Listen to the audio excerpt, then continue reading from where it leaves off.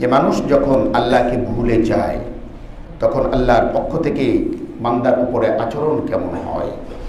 দেখুন, আল্লাহ রব্বুল ইজ্জত ওয়াল জালাল মানুষকে প্রথমত পরীক্ষা করেন, নানাভাবে পরীক্ষা করেন।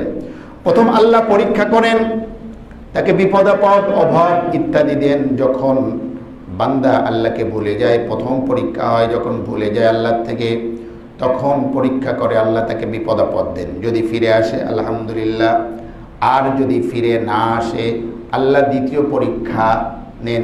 আগের পরীক্ষার সাথে থেকে আরো ভয়াবহ পরীক্ষা কি, আল্লাহ তখন তার প্রাচুর্য বাড়িয়ে দেন। এটি হলো কঠিন। কেননা সাধারণত মানুষ বিপদে পড়লে আল্লাহরে কি করে, আল্লাহরে ডাকে। নাস্তিকটাও ডাকে।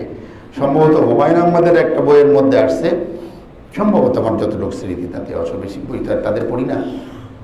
এক লোক খুব বেশি আল্লাহ খোদারে কি করে না, বিশ্বাস টিস করে না। এখন ডাক্তার তার বলছে যে আপনার তো ক্যান্সারের জারম ধরা পড়েছে, আপনি ক্যান্সারের কথা কেউ যদি শোনে তা তো এমনি অর্ধেক মারা যায়, তাই না? কেউ যদি মনে করে যে তার শরীরের মধ্যে ক্যান্সার পাওয়া গিয়েছে, সে মরার আগেই অর্ধেক মারা যায়। তো এবার তওবা ইস্তেগফার করা শুরু করছে, দান সদকা, এতিমখানা যাওয়া, বিশাল তাহাজ্জুদ পড়ে একেবারে মোটামুটি মসজিদে আনাগোনা বেড়ে গিয়েছে। এরপরে ট্রিটমেন্টের এক পর্যায়ে বোঝা গিয়েছে না, আসলে মনে করা ধরা হচ্ছিল ক্যান্সারের জীবাণু, আসলে বিষয়টা সেরকম না।